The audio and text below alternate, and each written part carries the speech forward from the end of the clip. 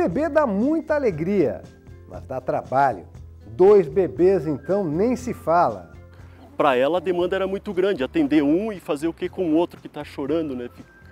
Então fiquei bastante preocupado e aquele sentimento, poxa, eu sou enfermeiro, eu cuido e do meu filho eu não posso cuidar. No sul do país, um pai de gêmeos que é servidor público pediu nos tribunais o direito para aumentar a licença paternidade para 180 dias e conseguiu.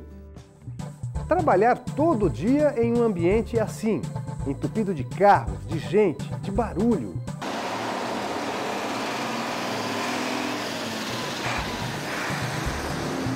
No interior de São Paulo, um homem que trabalhou como motorista e cobrador de ônibus reclamou da insalubridade e pediu a revisão da aposentadoria. Transporte caro, lotado e sem segurança. A segurança está muito aquém, está muito a desejar. Eu acho que não tem nenhum usuário que hoje não, quando vai pegar o metrô, não tenha receio. Em Recife, a segurança no metrô era feita por policiais ferroviários federais. Mas o cargo não é reconhecido por lei. O impasse virou caso de justiça. O que aconteceu? Veja agora, no Via Legal.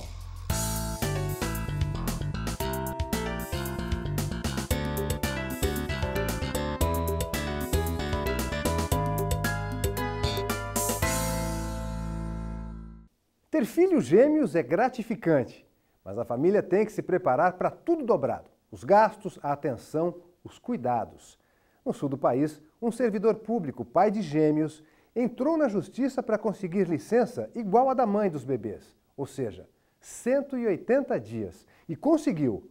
O repórter Marcelo Magalhães foi até Curitiba, no Paraná, para conhecer essa família.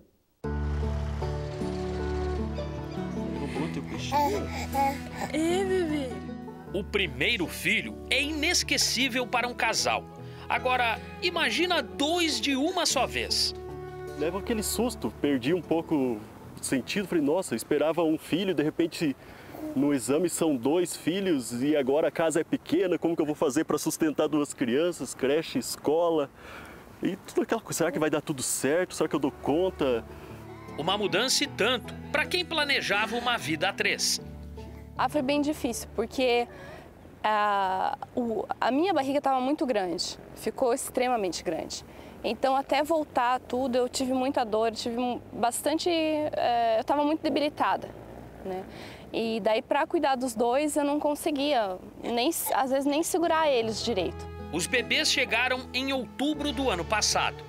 Assim que o Miguel e a Clara nasceram, o Newton, que é servidor público federal, ganhou 20 dias de licença, como prevê a lei. Depois ele tirou mais 20 dias de férias para ficar mais tempo com os filhos. Foi aí que ele percebeu que esse período seria insuficiente para ajudar a esposa em casa.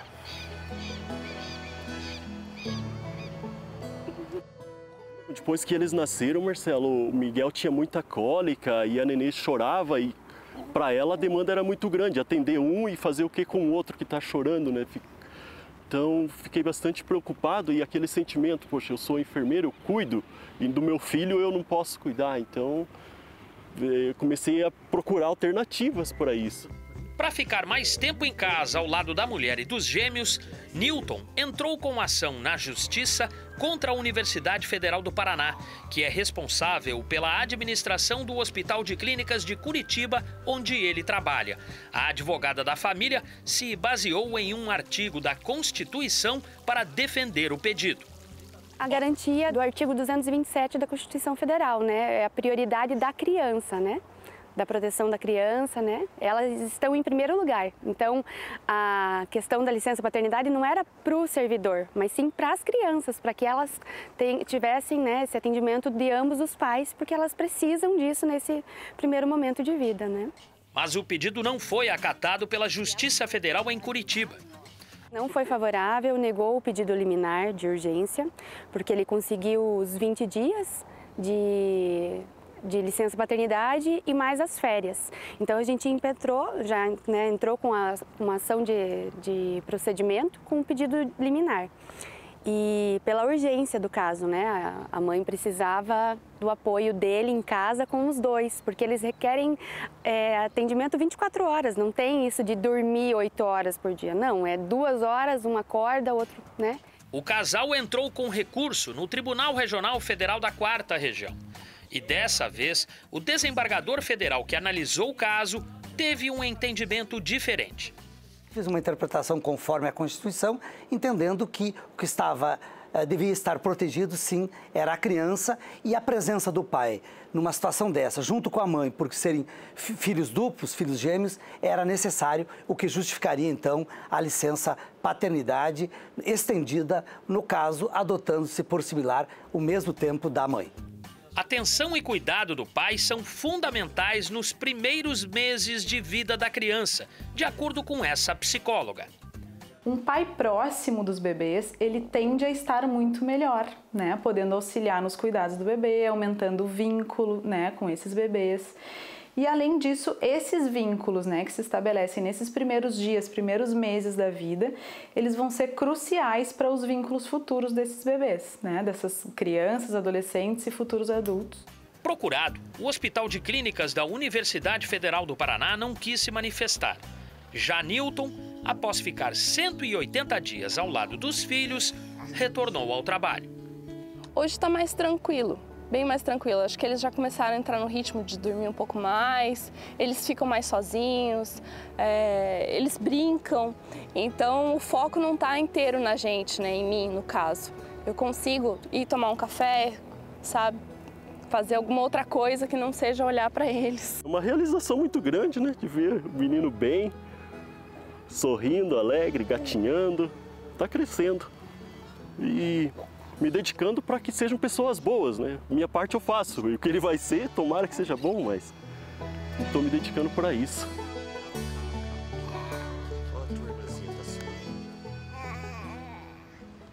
Enfrentar o congestionamento das grandes cidades não é fácil. Pior que isso, é o engarrafamento ser o seu local de trabalho, todo dia. É o que acontece com motoristas e cobradores de ônibus. E eles ainda enfrentam o barulho do trânsito, do motor e dos passageiros.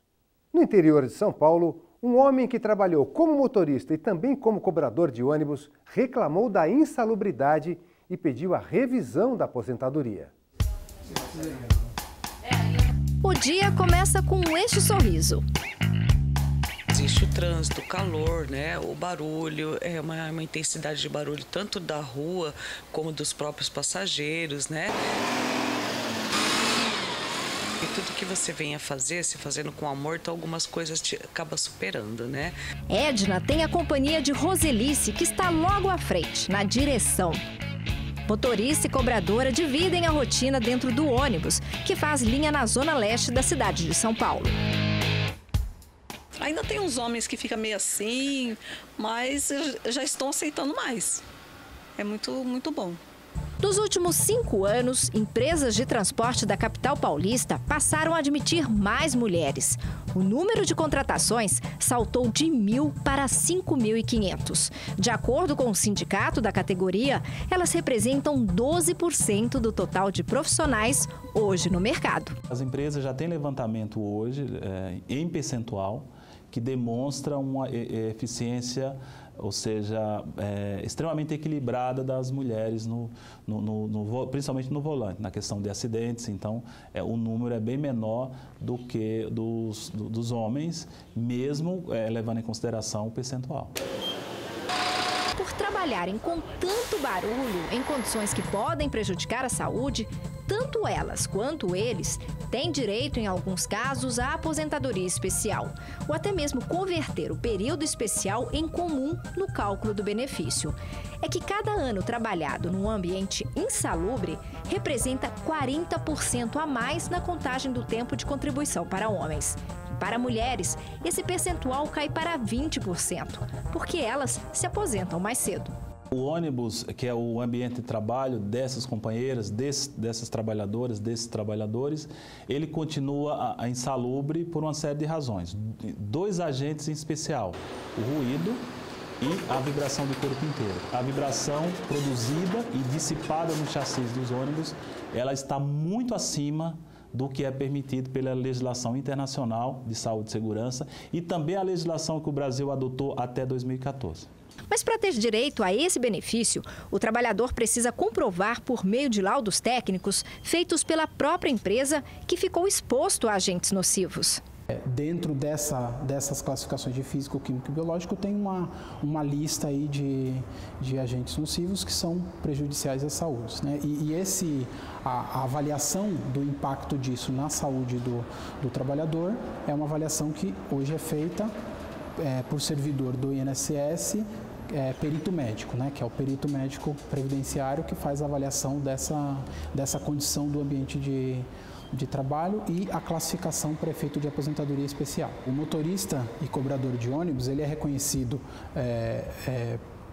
essa atividade como uma atividade especial até 95 só pelo exercício da atividade, da categoria profissional. Então o INSS até 95 já reconhece essa atividade como especial pela categoria. Aí a partir de 95 a pessoa precisa demonstrar a efetiva exposição. O problema é que muitas vezes o trabalhador não consegue comprovar a atividade especial para o INSS e por isso ele recorre à justiça. Foi o que aconteceu com o homem de Tapetininga, no interior de São Paulo, que trabalhou como cobrador e motorista. O caso dele foi analisado pelo Tribunal Regional Federal da Terceira Região.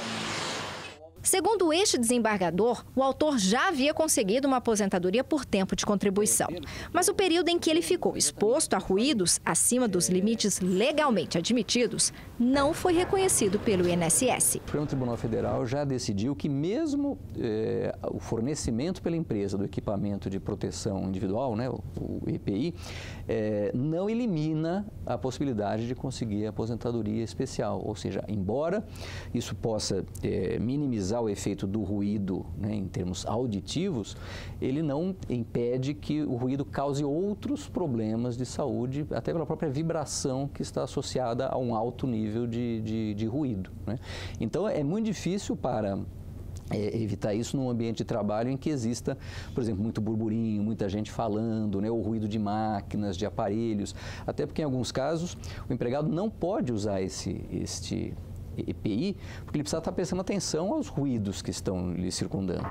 De acordo com o INSS de São Paulo, de 2013 para cá, o número de trabalhadores que conseguiram a aposentadoria especial praticamente dobrou. No caso do motorista de Tapetininga, o Instituto foi condenado a revisar o valor do benefício. Ao fazer isso, então, ele conseguiu aumentar o tempo total de contribuição e, com isso, ter uma renda mensal da aposentadoria maior do que a que ele tinha conseguido inicialmente. Já seu Pedro está fazendo hora extra na função. Ele começou a trabalhar como motorista há 35 anos. Agora aguarda a tão sonhada aposentadoria. Não é justo você trabalhar a vida inteira, se dedicar ao trabalho dentro do nosso país e depois você não ter condições de sobreviver e morrer mendigando na rua. É o que a gente está cansado de ver por aí.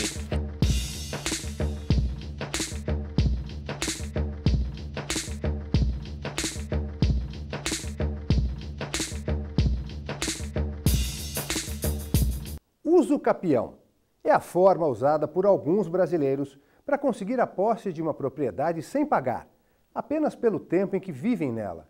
Em Minas Gerais, moradores ocuparam durante 20 anos uma área no entorno do Parque Nacional da Serra do Cipó. O caso foi levado aos tribunais, mas a justiça decidiu que a terra não é deles, é pública.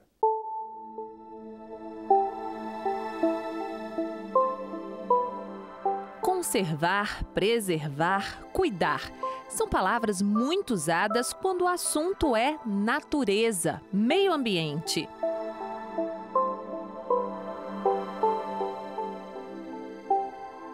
Nós estamos no Parque Nacional de Brasília, mais conhecido como Água Mineral. Hoje, os ecossistemas naturais brasileiros são preservados por meio de reservas ecológicas como esta. Muitas áreas de preservação são constantemente ameaçadas por vários motivos. Entre eles, a ocupação irregular de terras públicas, como aconteceu em Minas Gerais. Moradores de uma área de mais de 506 mil hectares no entorno do Parque Nacional da Serra do Cipó ocuparam o lugar há mais de 2 décadas e reclamaram na Justiça o direito de uso capião das terras. Uso capião é o termo usado quando se adquire alguma coisa pelo uso contínuo, sem interrupção, pelo período de no mínimo 5 anos. Ou seja, é o modo de ter direito a uma propriedade com o passar do tempo. Eles tentaram ou subentenderam que essa propriedade, esse local, esse espaço físico onde eles viveram durante 1 ou 2 gerações, seriam de uma propriedade privada. Olhando com minúcia os relatórios e as perícias, nós verificamos que na verdade era uma terra devoluta, não era privada. Então eles não teriam direito da uso capião dessa propriedade. Mesmo assim, eles recorreram à Justiça para pedir o direito de posse das terras. Em primeira instância, a juíza responsável pelo caso entendeu que o parecer técnico apresentado pelo Instituto Chico Mendes de Conservação da Biodiversidade, o ICMBio, comprovou que a área é pública. Por ser uma área limítrofe ao Parque Nacional, ela tem uma conectividade muito importante em termos de flora, fauna associada. Ela se torna uma área muito importante para a preservação do Parque Nacional. Então, o ICMBio, nesse entendimento, ele ingressou, como interessado na lide do processo, para garantir a resguardada a proteção desse território. O caso foi parar no Tribunal Regional Federal da Primeira Região, em Brasília. Ao analisar o processo, o relator, desembargador Daniel Paes Ribeiro, concluiu que as terras são públicas. Por isso, o magistrado não aceitou o argumento dos moradores da região. Eles alegaram que, por estar fora do parque, eles teriam direito de uso capião da área, já que moravam nela há mais de 20 anos. Mas o magistrado ressaltou que, de acordo com a lei, esse direito não se aplica a áreas de propriedade do Estado, como explica o advogado da União. A Constituição de 88, ela protege alguns bens que são reservados como bens da União, entre eles as terras devolutas, quando para algumas finalidades específicas, entre elas a preservação ambiental. Essas terras devolutas já haviam sido demarcadas pelo ICMBio e, tendo essa natureza, não poderiam ser usucapidas. Não faltam casos na Justiça que envolvam pedido de posse de terras por uso capião. O síndico deste condomínio irregular em Brasília aguarda uma decisão legal. Ele conta que comprou o terreno onde construiu a casa há 28 anos. Mas outra pessoa garante que também é dona da terra onde foi construído o condomínio. Uma empresa comprou desse mesmo vendedor para nós, comprou a fazenda, não é? Comprou dos herdeiros em São Paulo, que era um grupo de herdeiros. E chegou aqui com a escritura de se intitulando dono da terra. Porém, nós já estamos aqui há 20 anos. Nós constituímos os condomínios.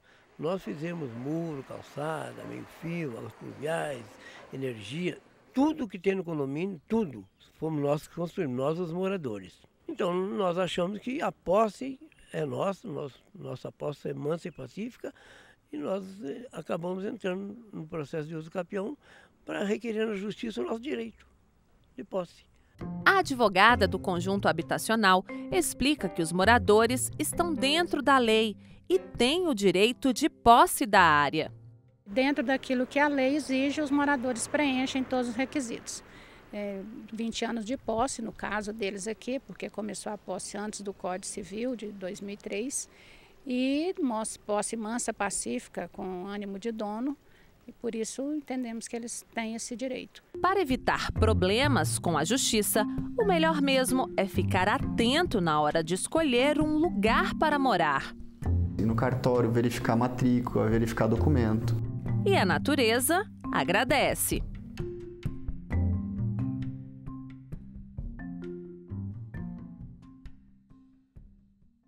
De um lado, passageiros querendo viajar com segurança no metrô de Recife. Do outro, a Constituição que não reconhece a existência da Polícia Ferroviária Federal para fazer o patrulhamento nos trens. O Ministério Público mandou essa polêmica para os tribunais. As primeiras ferrovias foram construídas no país no século XIX, ainda no período imperial. A ideia era reduzir as distâncias e facilitar o escoamento da produção agrícola para outros países. A malha ferroviária cresceu de forma acelerada no século seguinte e precisou cada vez mais de reforço na segurança. A atividade era exercida pelos patrulheiros ferroviários federais. Com o passar do tempo, as locomotivas foram se aperfeiçoando. No Recife, muitas pessoas viajaram nestes trens até 1985, com a inauguração do metrô. Era o início de uma nova era, com composições modernas, movidas à energia elétrica e uma capacidade maior de transporte de passageiros. Os homens de ferro, como eram chamados os policiais ferroviários, continuavam responsáveis pela segurança ostensiva nas estações e vagões, até a Constituição de 1988. A Constituição Federal criou, no artigo 144, a Polícia Ferroviária Federal. Então, a partir daí, os antigos policiais ferroviários dependiam da regulamentação para continuar exercendo a função legalmente. Mas até hoje o governo federal não regulamentou a Polícia Ferroviária, como fez com a Polícia Rodoviária Federal. Esse texto constitucional está sendo letra morta. Por quê? Porque até hoje, dentre dos órgãos de segurança pública, apenas a Polícia Ferroviária Federal não teve a devida regulamentação. Os agentes de segurança que faziam parte da Rede Ferroviária Federal, extinta em 84, foram absorvidos pela CBTU, Companhia Brasileira de Transportes Urbanos de Economia Mista. Passaram a fazer parte do regime da CLT, a consolidação das leis trabalhistas. Esse pessoal que está trabalhando na CBTU, eles estão nas condições de metroviários. Eles estão desviados de funções e de cargos. Não poderia estarem sendo geridos por uma empresa de economia mista. Eles teriam que passar para o Ministério da Justiça, para o Departamento de Polícia Ferroviária Federal. Mesmo sem a regulamentação da Polícia Ferroviária Federal, os funcionários da segurança da CBTU trabalhavam caracterizados como policiais e armados. Em Pernambuco, eles exerceram a função de policiamento até 2013, quando foi deflagrada a Operação Platão pela Polícia Federal. A investigação pretendia impedir que funcionários do metrô trabalhassem como policiais ferroviários sem autorização legal. A questão é que não existe na Constituição a Polícia Ferroviária Federal. E aí cria sérios impedimentos jurídicos, até mesmo para eles portarem arma. A Operação Platão apreendeu em uma das estações de metrô do Recife armas de fogo, coletes à prova de bala, fardamento e até veículos. Esses veículos eles foram, na época, apreendidos em virtude de eles estarem caracterizados como sendo Polícia Ferroviária Federal. Tanto é que depois eles foram até devolvidos para o órgão, mas a caracterização por si só não pode existir em virtude dessa não previsão legal. Depois da operação, os antigos policiais ferroviários deixaram o patrulhamento ostensivo. As estações e vagões do metrô ficaram sem segurança armada. Diante do impasse, o Ministério Público Federal entrou com uma ação civil pública na Justiça Federal de Pernambuco. A intenção é que as pessoas que exerciam a função de policiamento ferroviário antes da Constituição de 1988 sejam reconhecidas como policiais. Em primeira instância, a decisão foi favorável aos ferroviários. A União recorreu ao Tribunal Regional Federal da 5ª Região. O caso foi analisado pela segunda turma, que foi contra a ação civil pública. A alegação principal é que a função de policial ferroviário federal só pode ser exercida quando a instituição for regulamentada e por pessoas concursadas para o cargo. Então, o entendimento da decisão do TRF é nesse sentido. Enquanto não houver uma lei que defina as atribuições, bem como a ocupação, os critérios de preenchimento desses cargos, não se tem como afirmar que os agentes de segurança do Grupo Rede equivaleriam a policiais ferroviários federais. É necessário que realmente haja uma regulamentação em que essas pessoas possam fazer concurso para novos cargos, ter uma corregedoria, ter uma questão também de um local para essas armas ficarem armazenadas. Então, tudo isso aí tem que ser construído e hoje a gente vê que não existe essas pessoas, nenhum órgão fiscalizador, uma espécie de corregedoria que possa estar fiscalizando esses profissionais que hoje não existe previsão legal para eles poderem estar atuando. Decisão da segunda turma que nós respeitamos, mas nós pretendemos levar essa matéria ao conhecimento do Superior Tribunal de Justiça e, se for o caso, ao Supremo Tribunal Federal. Sem os policiais armados, a tecnologia tem sido a melhor aliada contra a violência. Os trens e estações são monitorados por câmeras, que acompanham a movimentação de mais de 400 mil passageiros no metrô do Recife. Inclusive, hoje a gente tem instalado várias câmeras, 1.300 câmeras, que a gente está em processo de instalação, já contratado. Além das câmeras, para suprir a falta dos antigos policiais ferroviários, a CBTU contratou segurança privada. Mas os funcionários trabalham desarmados. Eles atuam também pontualmente também na parte operacional, só que ele não pode se expor e ter aquela atuação, porque hoje a gente sabe que dentro do próprio metrô tem várias pessoas que chegam lá para assaltar, inclusive com arma. A segurança está muito aquém, está muito a desejar. Eu acho que não tem nenhum usuário que hoje não... Quando vai pegar o metrô, não tenha receio, porque os assaltos são constantes. Antigamente ele andava nos trens, eles fiscalizavam e eles eram federal, né? O pessoal respeitava mais. Hoje, o pessoal já sabe que aí é uma empresa particular e não tem aquele respeito.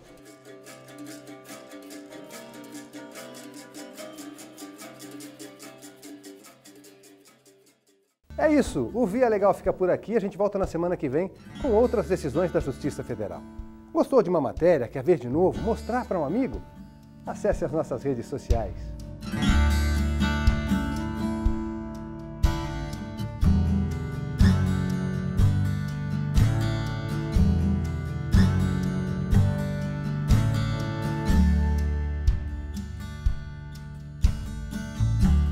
Curta, comente, compartilhe. Tchau!